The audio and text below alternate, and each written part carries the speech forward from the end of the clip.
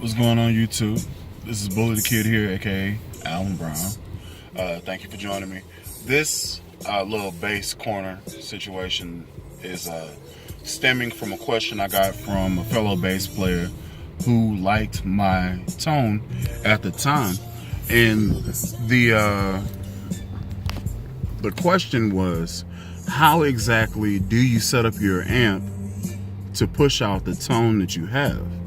At the time when I was playing, I was sitting on top of my amp, which is this one, the Stage 800, and he couldn't see it because the control is behind me when I'm sitting on top of it playing.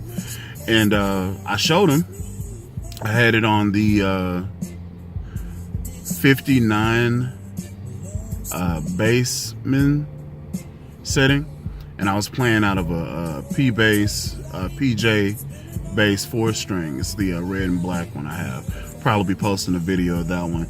I played half the gig with that one, and I played the other half of the gig with the my Frankenstein bass. It's a Squire. It started out as a Squire Jaguar humbucker bass, and I swapped out an Aguilar pickup in there, and then I took it from an active circuit to a passive circuit, so it's just a volume and a tone. And I played that one for the heavy slap songs, and I did the PJ bass ones for the smooth groove type stuff.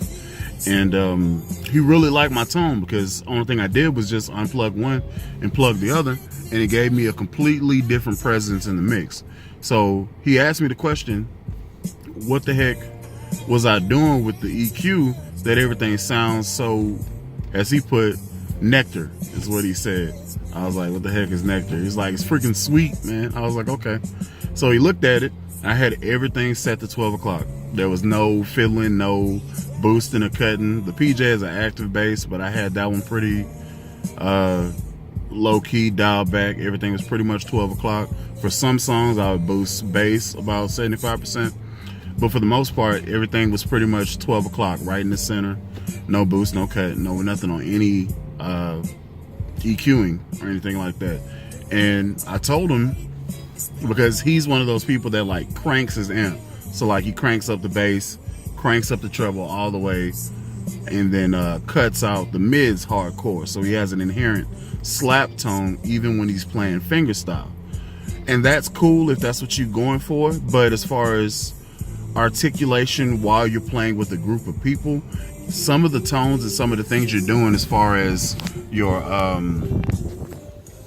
whatever you're doing, fast licks or whatever you're doing, it kind of gets lost in translation, because you're playing at such a low frequency that nobody can hear all the various stuff you're doing. It kind of sounds muddy, I guess, is the best way for me to describe it.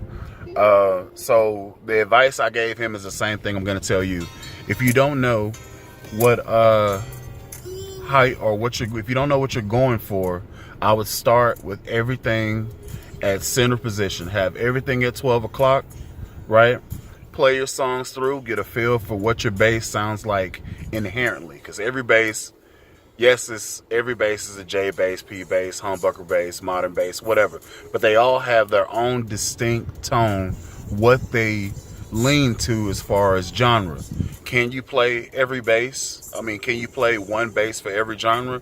Yeah, but it'll be unique to you when you're playing that genre. So I've took that same humbucker bass and I played a rock gig, and then I took that bass and I played a open mic set where I had to do a whole bunch of, like, you know, chords and random solos and stuff like that.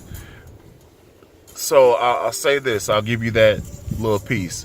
Start with everything on 0. Get a good feel for what your bass does. Also, once you get past the gear, it all comes from your fingers. And if you don't believe me, all this stuff comes from your fingers.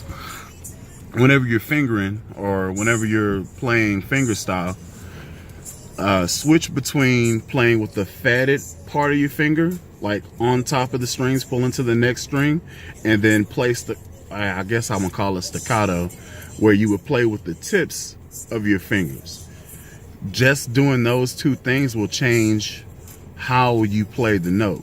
Also, hand placement in relation to where the pickup is.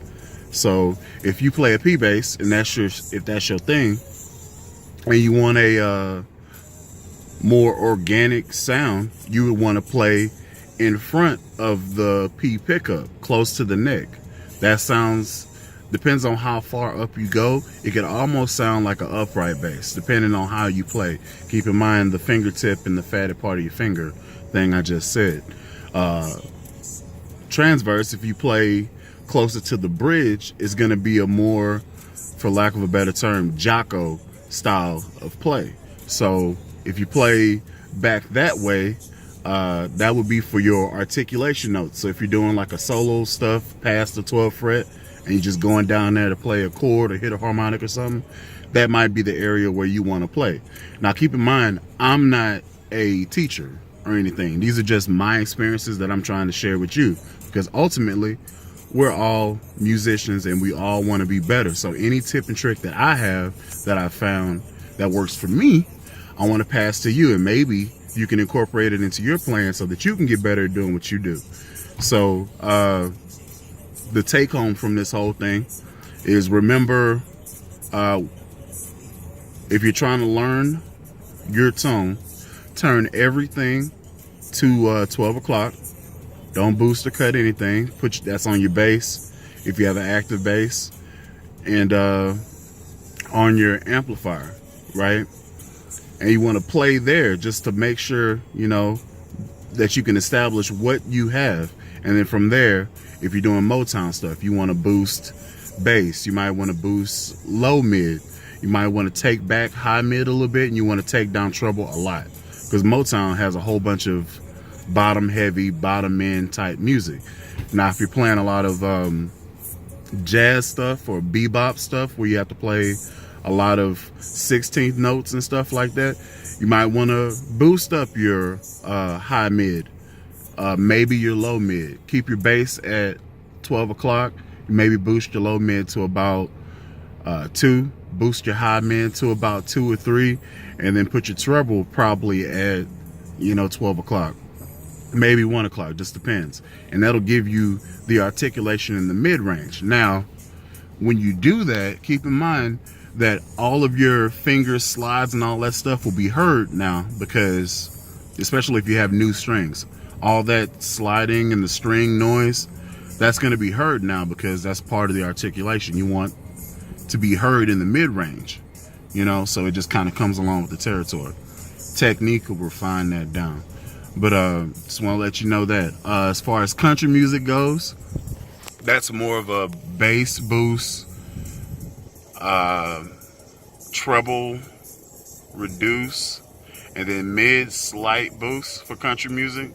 Rock music, it's probably bass boost, mid boost, treble decrease, pretty much. So rock music, I would say if you have like a 3-band EQ, I would say you put your bass knob at about 3 o'clock, put your mid at probably like,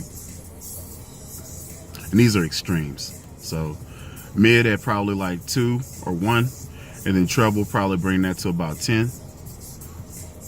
Just depends on if you do slap or stuff, whether or not you use 10 or 2. I usually don't do the extremes unless I'm going for that tone, like that tone.